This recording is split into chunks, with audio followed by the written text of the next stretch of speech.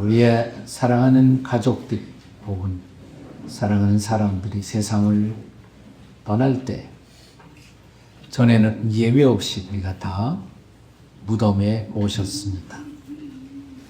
하지만 이제 장례 문화가 조금씩 바뀌고 발전하면서 이러한 추모관에 모시는 것이 한국 땅에서도 자연스러운 하나의 변화가 되어가고 있습니다. 오늘 우리는 우리의 사랑하는 이의 무덤에 찾아온 것입니다. 오늘 우리가 함께 읽은 성경 말씀을 보면 옛날 예수님이 이 땅을 살다가 떠나셨을 때 예수님의 무덤을 찾아왔던 제자들이 있었습니다. 막달라 마리아와 또 몇 명의 여제자들이 함께 예수님의 무덤을 찾아왔습니다. 예수님의 무덤을 찾아왔다가 그들은 세 가지 약속을 받게 됩니다. 나는 오늘 사랑하는 이를 추모하기 위해서 여기에 찾아온 여러분 모두도 세 가지 약속을 마음에 새겼으면 좋겠습니다. 첫째 약속은 부활의 약속입니다. 예수님의 무덤에 찾아와서 제자들은 그분의 부활을 사실은 기대하지 않았습니다. 그냥 무덤에 안치되어 있을 것이라고 생각했습니다. 그러나 그 무덤에서 예수님의 제자들은 천사들을 만납니다. 그리고 천사의 메시지를 듣습니다. 오늘 본문 6절에 보시면 그리고 이런 말씀을 듣게 됩니다. 그가 여기 계시지 않고 그가 말씀하신 대로 살아나셨느니라. 와서 그가 누우셨던 것을 보라. 예수님이 부활하셨다는 것입니다. 그런데 예수님의 부활 사건은 세상을 떠난 우리의 사랑하는 이들 그리고 여기 앉아있는 우리 모두와 또한 연관되어 있습니다. 예수님의 부활은 우리의 부활의 모델이고 우리의 부활의 근거가 되는 것입니다. 나사로가 죽었을 때 평소에 친하게 지내셨던 예수님이 나사로에게 찾아오셨습니다. 그리고 슬퍼하고 있는 마르다 마리아 자매에게 이런 놀라운 말씀을 전하셨습니다. 나는 부활이요 생명이니 나를 믿는 자는 죽어도 살겠고 나를 믿는 자는 다시 살 것이라는 말입니다. 그리고 그분의 말씀이 얼마나 확실한 것을 증명하기 위해서 나사로의 무덤을 향해서 말씀하십니다. 나사로야 나오너라. 그리고 나사로가 걸어 나왔습니다. 부활을 입증한 것입니다. 그리고 이것은 장차 일어날 이 땅의 수많은 부활 사건의 시작이 될 것이라는 것을 선포하실 것입니다. 성경은 예수님이 다시 오실 때 우리는 그것을 그리스도의 재림이라고 부릅니다.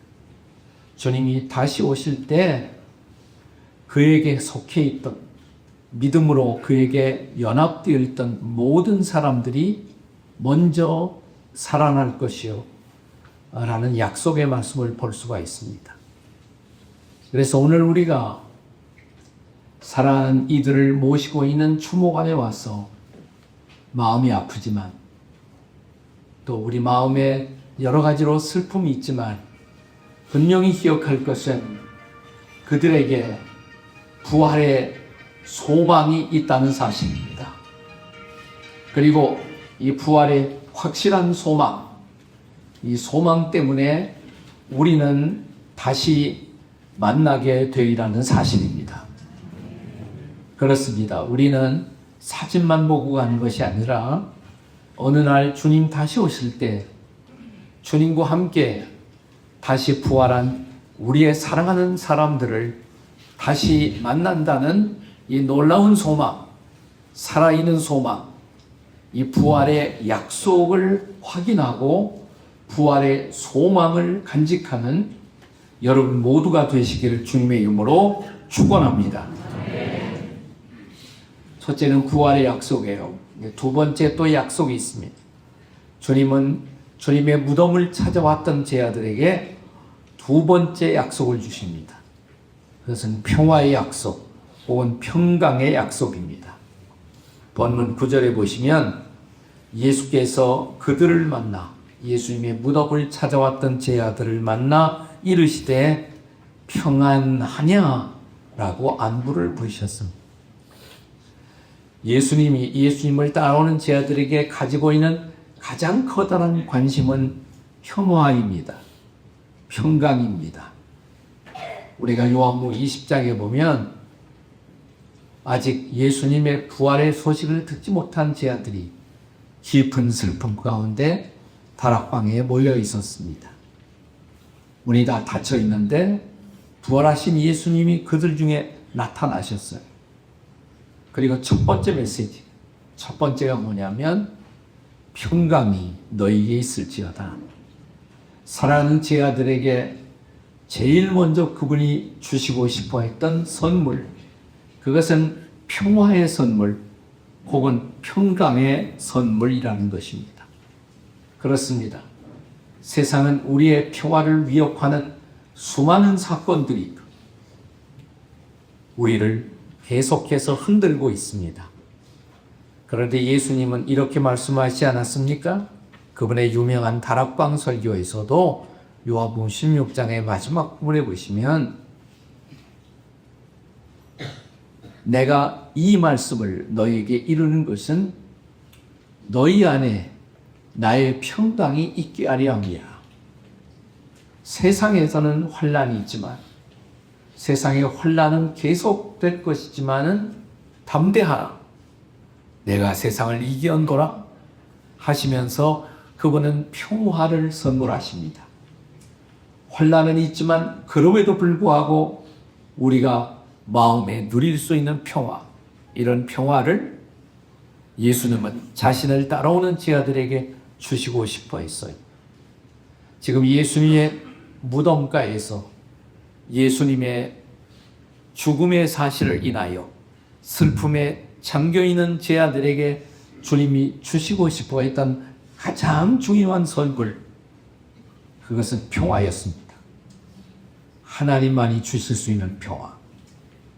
내가 하나님 앞에 왔을 때, 하나님의 아들을 만났을 때, 예수님을 영접했을 때 그분이 약속한 놀라운 평화, 이것은 우리가 살고 있는 세상은 계속해서 평화를 위협하는 수많은 사건들이, 소식들이 이어지고 있지만 그럼에도 불구하고 사랑하는 여러분, 예수님을 굳게 붙잡는 자들, 그들은 평화를 누릴 것입니다. 그래서 오늘 여기 보시면 9절에 평안하냐 하셨더니 여제자들이 나아가 그분을 붙잡았어요. 예수님의 발을 붙들고 경배했습니다. 그렇습니다.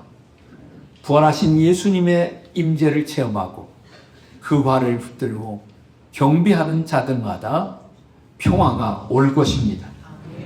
우리는 그 평화를 누릴 것입니다. 사랑하는 이가 떠나간 그 빈 공간, 그 슬픔, 그럼에도 불구하고 평화를 누리고 평화를 마음에 간직하면서 살아가는 여러분 모두가 되시기를 주님의 이름으로 축복합니다. 부활의 약속, 평화의 약속, 한 가지 더 약속을 하셨습니다. 세 번째 약속은 소명의 약속입니다. 소명. 우리에게 주신 그 소명을 다 할 수 있도록 하나님이 도와주실 것을 약속한 것입니다. 사랑하는 이 떠났지만 우리가 해야 할 일, 우리 가족이 해야 할 일 아직도 이 땅에 남아 있습니다. 오늘 본문의 마지막 절에 보시면 10절에 예수께서 이르시되 무서워하지 말라, 가서 내 형제들에게 갈릴리로 가라고 말하라. 거기서 나를 버리라. 그러니까 갈릴리에서 만나자 이 말이에요. 갈릴리에서. 그러니까 예수님에게 있어서 갈릴리는 예수님의 제자들이 예수님의 사명을 실천해야 할 첫 번째 장소, 가장 중요한 장소가 갈릴리였습니다. 갈릴리에서 우리 다시 만나자. 실제로 제 아들이 확신은 없었지만 그래 무슨 일이 일어날까? 이 여인들이 전해준 부활의 메시지를 듣고 갈릴리로 갔어요. 그리고 요한복음 마지막 장에 보면 부활하신 주님을 갈릴리 바다에서 다시 만나죠. 네. 갈릴리 바다를 보니까 제자들은 옛날 생각이 났습니다. 그 바다에서 고기 잡던 일이 생각이 났습니다. 그러나 물고기를 잡고 있을 때 옛날 갈릴리 바다에서 제 아들 곁에 오시사 이렇게 말씀하신 주님, 나를 따라오너라. 내가 너희로 사람을 낚는 어부가 되게 하리라. 사람들에게 그리스도의 복음을 전해서 그들을 하나님의 사람으로 만드는 놀라운 일을 그들이 하게 되리라고 약속하신 것입니다. 그게 갈릴리예요. 그 갈릴리에서의 사명은 아직도 끝나지 않았다는 것입니다. 제자들은 아직도 부활을 확신하지 못하고 허탈한 마음으로 옛날처럼 물고기나 잡겠다라고 말씀했지만 물고기를 잡으려고 했어요. 근데 잡히지 않은 거예요, 물고기가. 그때 부활하신 예수님이 그들 곁에 오시자 다시 말씀하십니다. 배 오른편으로 그물을 던지라. 그랬더니 놀랍게도 그물이 찢어지도록 고기가 잡힙니다. 153마리가 잡혔죠. 네. 너무너무 놀랐어요. 네. 그때 예수님께서 그들에게 이런 확인을 하십니다. 너희들은 아직도 나를 사랑하니, 아직도 나를 사랑합니다. 그러자 베드로가 대답하지 않습니까? 주님도 아시잖아요. 제가 주님을 사랑하고 있다는 것을. 그때 주님이 3번씩 베드로에게 주셨던 말씀. 그래, 그렇다면 내 어린 양을 먹여다오. 내 어린 양을 길러다오.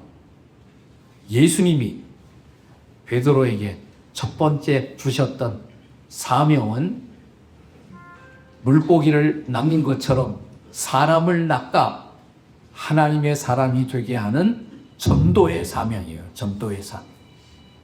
그런데 지금 예수님은 제 아들에게 전도자의 사명보다 더 큰 사명, 더 높은 사명, 목자의 사명입니다. 전도는 사람을 낳는 것이에요. 그러나 목양이란 사람을 기르는 것입니다. 사람 낳는 것이 힘들까요? 기르는 것이 더 힘들까요? 둘 다 힘들죠.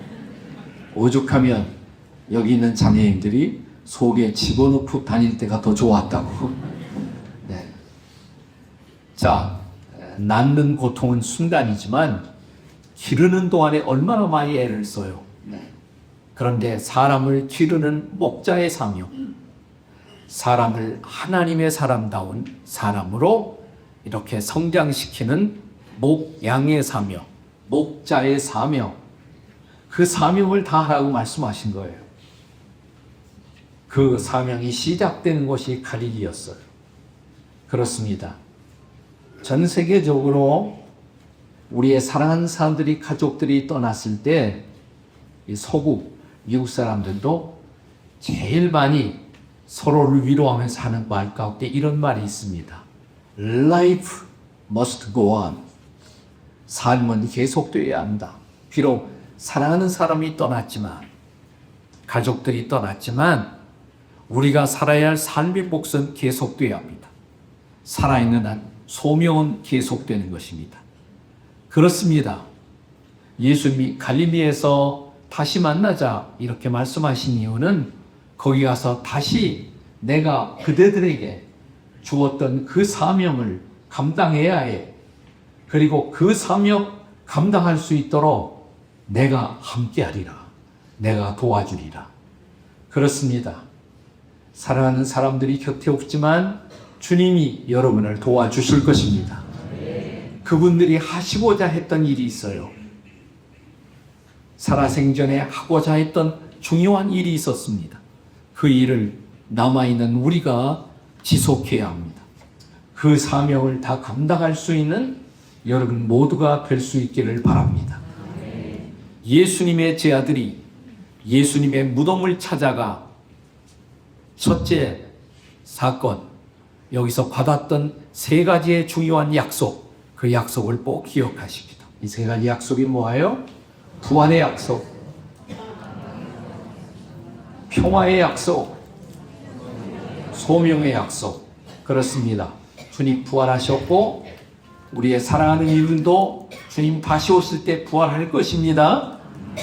그리고 우리 다시 만날 것입니다. 아멘. 네. 그리고 이제 우리 주님 주신 평화를 마음속에 누려야 돼요. 깊은 평화를 마음속에 간직하시고 고이 남겨주었던 사명, 숙제가 있어요. 왜 숙제도 다 하고 하지 않고 떠났나? 그러지 마시고 그건 여러분의 몫이에요. 이제 우리의 몫입니다. 산 자들의 몫이에요. 남은 자들의 몫이에요. 그 소명, 그 사명 다 감당하고 주님 다시 오신 날 주님 앞에서 사랑하는 이들을 정말 부끄러움 없이 담대하게 기쁨으로 다시 만나 고백하는 그런 놀라운 날을 맞이하게 되시기를 주님의 이름으로 축복합니다. 아멘. 기도하시겠습니다.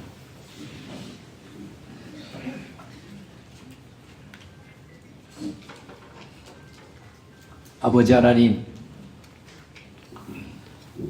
주님이 세상을 떠나가신 후 주님의 무덤가를 찾아왔던 제 아들이 받았던 약속, 오늘 사랑하는 사람들의 안치된 무덤에 찾아와서 우리도 동일하게 세 가지 약속을 받습니다. 부활의 약속, 평화의 약속, 소명의 약속. 이제 우리 그 약속을 받았사오니 부활의 소망 갖게 해 주시옵소서. 다시 만날 재배의 소망 갖게 해 주시옵소서. 마음 깊이 주님이 허락하시는 평화를 누리게 도와주시옵소서. 그리고 고인들이 못다한 소명, 사명 우리가 감당하게 도와주시옵소서. 도와주시는 주님의 능력 힘입고 그 사명 감당하고 천국에서 사랑하는 이들을 우리가 부끄러움 없이 만나는 우리 모두가 되게 해 주시옵소서. 부활이요 생명이신 주 예수님의 이름으로 기도하옵나이다. 아멘.